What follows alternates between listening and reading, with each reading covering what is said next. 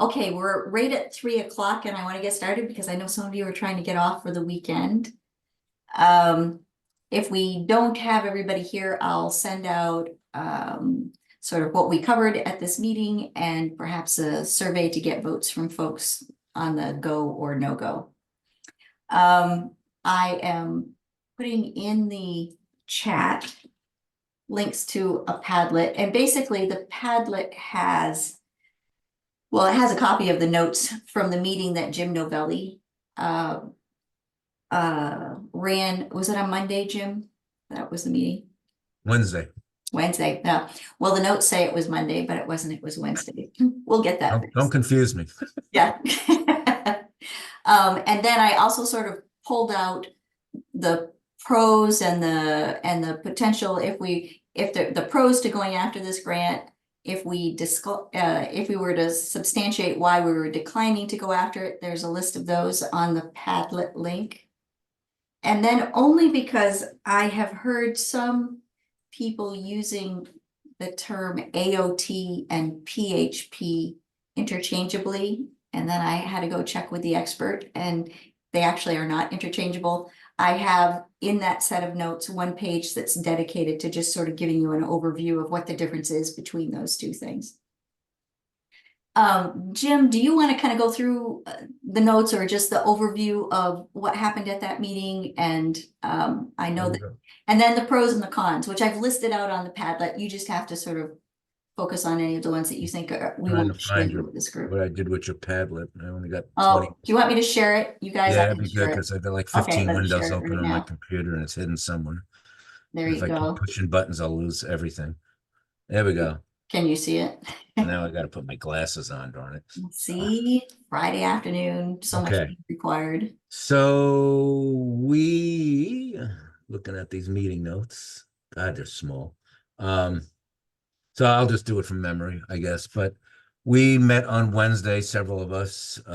We had Gabby, myself, Dunya, Chief Black, Peggy Webster, Karen Bondurant, and Dan Taylor, my CFO, and I think that was everybody. And we discussed some of that model that I was talking about, creating something in our community that maybe keeps us from having to depend on always having to send somebody inpatient immediately, or something that would help people coming out of inpatient as a step down. And normally in the mental health psychiatric world, they used to call it partial hospitalization. The state does not have that in their state plan for SUD, and does not, and the only way they have it is for youth right now. But what my thought was, if we could design something like that in the community to where people can go, and it's more than just intensive outpatient. Individuals are in treatment 5 days a week for multiple hours, up to 5 to 6 hours a day.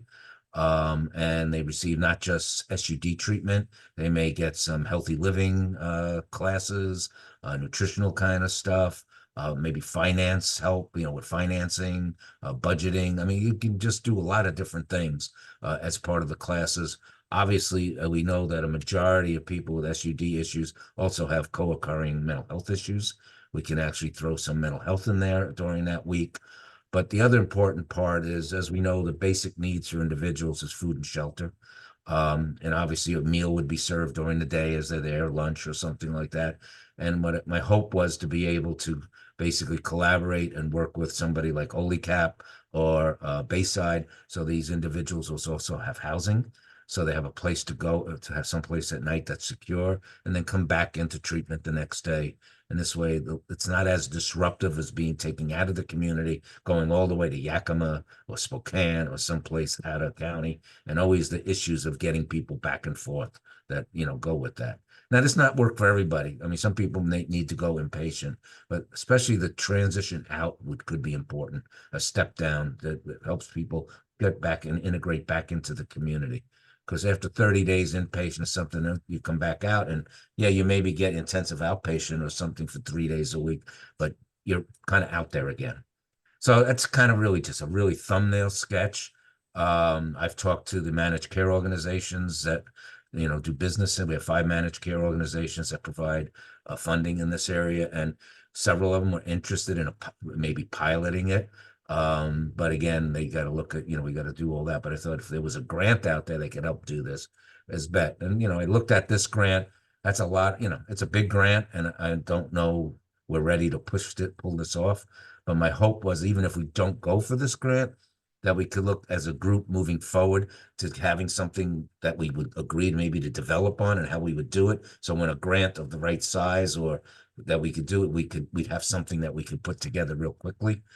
Because time is of the essence when you're going for these grants. And anyhow, I got a lot of positive, I think, feedback from people that this would be something to be interested to work on, and kind of thinking out of the box, because brick and mortar structures are hard to build and hard to find the financing.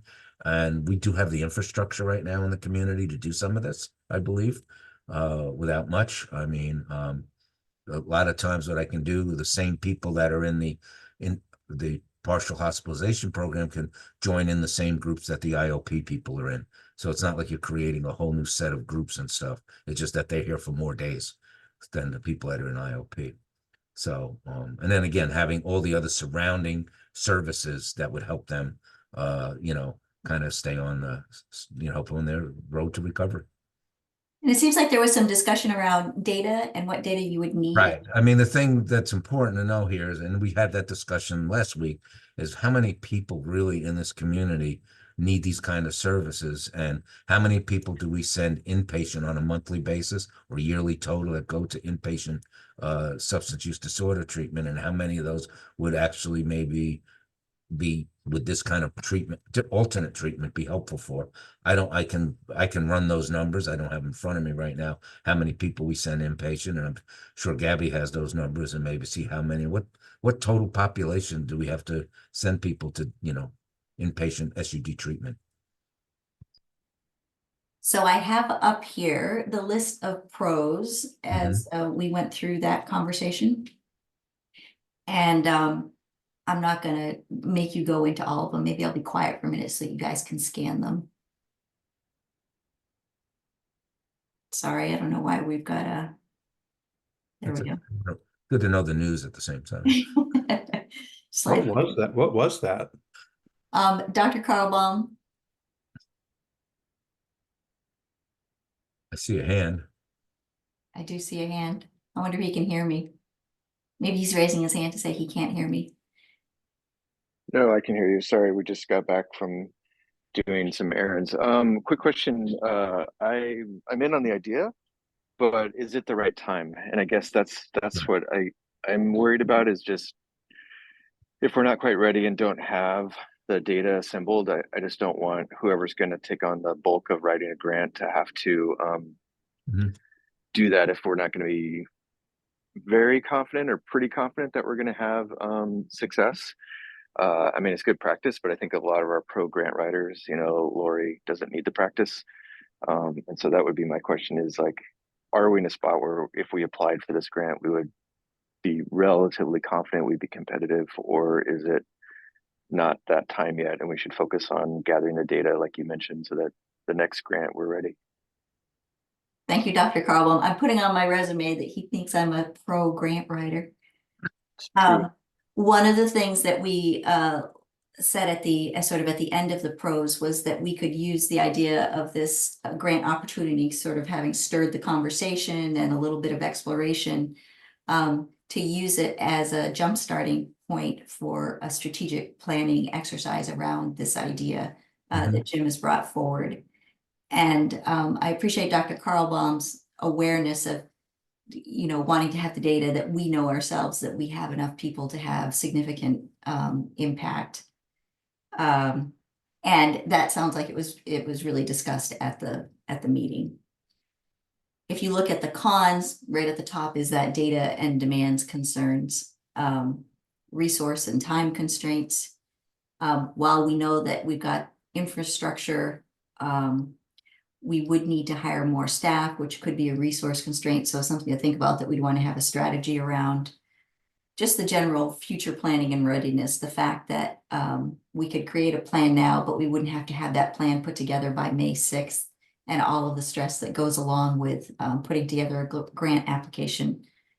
While we have broad strokes, we definitely have the opportunity to develop a lot more detail around this discussion. And then there are some operational complexities, which is a way of saying that we have, you know, a variety of services in this community that we want to make sure we've figured out how all of those are collaborating in the best way possible and not feeling like one is getting trumped on in order to do this one project. So, and we haven't had time to really suss that out at this moment. So that's if you were going to think about a cautious approach, maybe waiting on it. I've put in here a page that just goes over the difference between the partial hospitalization program and what assisted outpatient treatment is. I'm not going to dog you with that right now, but know that it's there if you wanted to go through and see the specifics around what those two things really are. And then I'm going to slide into, I put a little bit of thought into, if we didn't pursue this grant, how would we go about that strategic approach? And that's what you see listed out in the last couple of pages of that set of notes.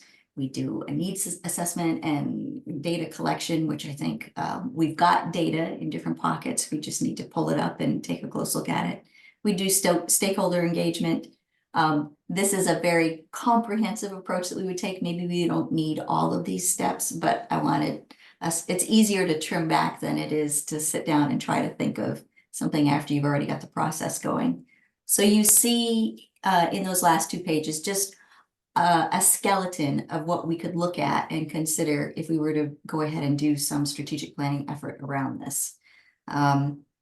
And with that, I'm going to stop and ask if there are any questions specifically around the pros and the cons as you are trying to make your decision about whether you think we should pursue this grant or wait or do some strategic planning or whatever you think next steps might be. And maybe I'll go through and just do a quick ask of each of you. Joe, I'm going to pick on you first. Me? Yes, you. Yeah, and we talked a little bit yesterday, but I feel more like I'm kind of a cheerleader. I'm all for doing things like this, but I don't have the expertise or the capacity to go after something like this. So I would, you know, I really like the idea of getting some money to do good things for people in our community, you know, and would do anything I could help to do that. But I feel like everyone else would have to do all the work, and the citizens and myself would benefit from it. So I'm glad to go either way. You know, I consider everybody here to be experts in their field, and so, you know, whatever was the decision would be, I'd be fine for that. You know, I'm not going to push one way or the other, but I don't know if that makes sense, but Yeah, it does. Anybody have any questions for Joe? Apple, how about you? What are you thinking? Well, I apologize for not being able to come on Wednesday to the meeting that Jim held. That wasn't conducive with my schedule. That was already pre-planned. So I'm glad to hear the synopsis of what you were sort of aiming for, Jim, because it wasn't immediately clear to me at the very last meeting that we all got together, which is okay. You probably explained it well enough, but it didn't quite land for me. And I think it's just, you know, sort of grounding myself in what the strategy is. I really heard you say, think outside the box. And of course that gets my attention because I'm always interested in people who are figuring out how to do that well. And I watch people doing that, and I want to support those ideas that are out of the box, but also feel grounded in what this community could use. I have not changed my feeling. My feeling is that this is not the right time. I think the cons list, you know, while I'm not focusing on the negativity necessarily, I think that because it's May 6th, April will just it'll just evaporate. It's a lot of work for Lori to do. Joe, like you, I don't have any particular you know, contributions to the grant writing process per se. Lori's great at it, but her time is valuable, and it's a lot of time to do a grant this big. I think kind of like Dr. Carlbaum that we have to sort of right size the data. So pulling the data that speaks to this particular story, it's not that the data doesn't likely exist. It's just the mechanisms of pulling that together. So I like the idea of the conversation around this particular grant germinating some more strategic approach to this type of work, irrespective of this actual grant process that's due so soon. So I haven't really changed my mind, though I am very curious about what is burgeoning out of the discussion via your idea, Jim, and the others who found it a worthy idea. So is that clear? Yeah, thank you, Apple. Any questions or thoughts for Apple? Yeah, I guess I just kind of have a comment that, one is talking about data, and I don't know if it's the data that the sheriff's office or the police department could provide, but that is one place we could help.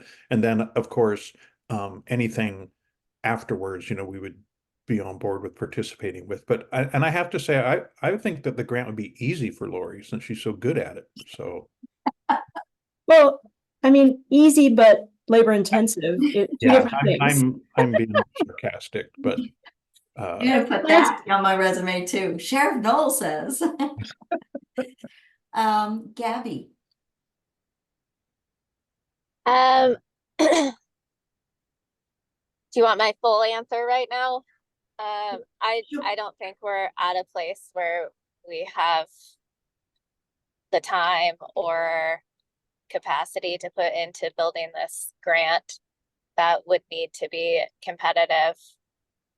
I do think that taking this time and looking at more strategic planning for a potentially different grant or something that maybe has a little bit more time behind it, I think would be beneficial. And I think I did go to the meeting on Wednesday, and the meeting was great for everybody that wasn't there. It was, I thought, beneficial, but I just don't think we're at a place right now that would be feasible with everything needed to be super competitive for this. Thank you, Gabby. Anybody with thoughts or questions for Gabby? Okay, Dr. Carlbaum, I know you sort of gave a quick overview. Anything to add? Actually, you might just give your whole position as Commissioner Brotherton got on the call after you had your bit of conversation. Sure. Sorry. I think that I agree. I just worry about the timing. I think we're fine to acquire the data. I think it's doable. I think it would take time. Agree with Apple that I think using this as an opportunity to sort of develop the conversation and move a strategic plan forward. I think the BHC does really well when it has a focus. And I think, we've seen that in the last couple of years, and there's some really cool and amazing and out of the box things that have happened, such as, Dove and Nest and other things like that, and funding lots of projects, funding CARES, etc. And so I think if it could help unify the BHC back towards a goal and kind of re-rally the group, I think that would be great. Any thoughts or questions for Dr. Carlbaum? Barb. Thank you for being here, Barb. Well, I will defer to Apple as a spokesperson here for public health. And also, since I haven't been at the last two meetings, I am playing catch up. So I will leave it at that. Okay, thank you. I just wanted you to know that we wanted you to talk if you wanted to. Appreciate that. I know we just paper you guys with notes from things. So sometimes people get a chance to develop an opinion, which then I forget because they weren't there to solicit from them. Jim. So I want to tag along. I know this is not the right time for the size of that grant and the complexity of it. On top of it, the competitiveness of it. We don't know if we even have the population that would compete for the other agencies that will go for this. 16 grants across the country.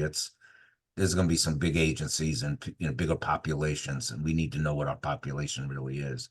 But what I'm more heartened about is being able to put a model out there that may be beneficial to this community And as the BHC, which I think is a good part, this is part of what the BH should do, is look at a model like that and say, is this something that would be good for this community? How do we build towards it? Will it work? Who's going to be part of it? And then what grants are out there that can match this kind of possibility? And always having something ready to go, even though it might be a rough sketch, but it makes grant writing a little easier, even though, as everybody said, you click your fingers and you got it done. But yeah, but if you have everything there for you, it makes grant writing so much easier. It And does. I mean, in some extent, and if we have a plan in place that might fit and may work for this community, I think that's just having that conversation and bringing people back to the table again is a positive. So, Agreed. Any folks with questions or thoughts for Jim? I just had one reaction, and I like the idea of having a generic story of our community, which I think I hear you saying that we should have pre-written, ready to go with data that needs a little tweaking, but to have the basic story of like, here's our community, here's why we're awesome, here's all the people that can contribute, and here's the people that have committed, and then have that just at the ready so that you can just deploy them when needed. So great idea. Yeah. David, you're such a great wordsmith. I didn't think I said that, but that sounds good. I'll take one. That's what I heard. So That's what's going in the notes that Jim said.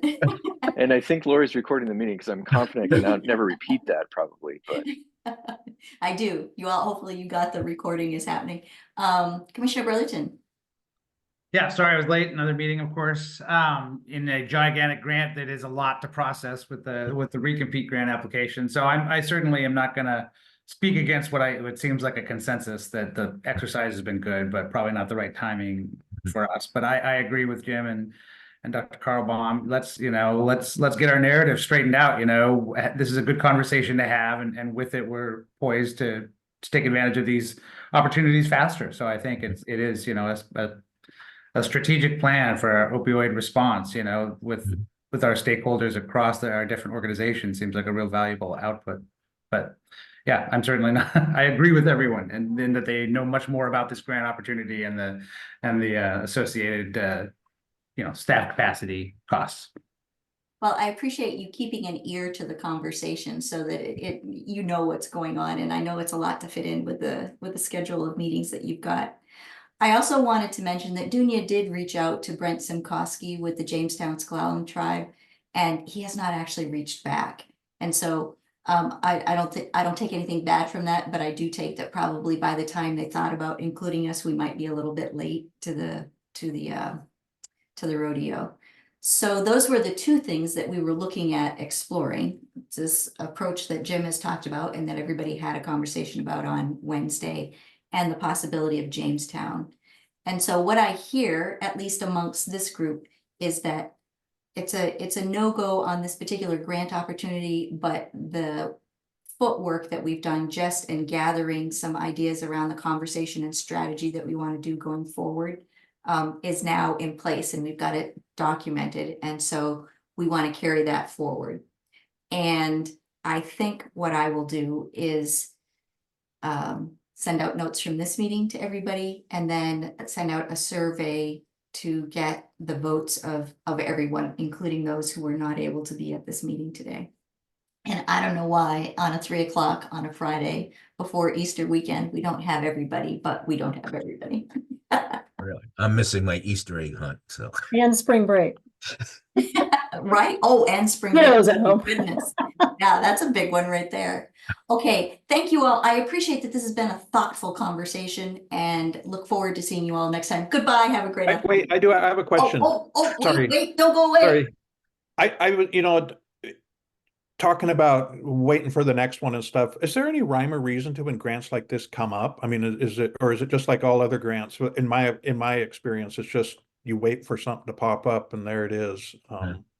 It's mostly who approved what funding when, from Okay. federal all the way down to the county. You just don't wait for next year for the next grant, or There's discussion that there might be another RCOR impact grant, but but they have no idea for sure, and they won't know seemingly until the same 6 weeks before they want you to submit a very thoughtful plan about how you'd use that funding.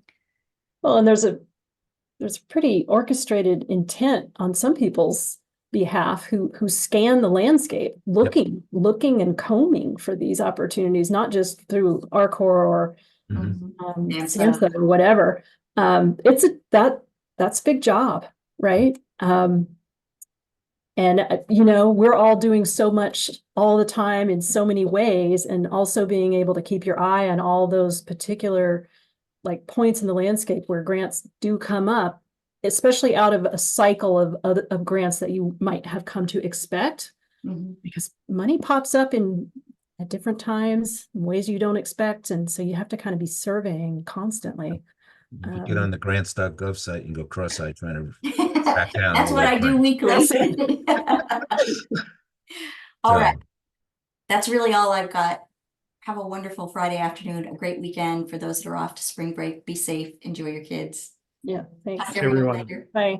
Bye-bye.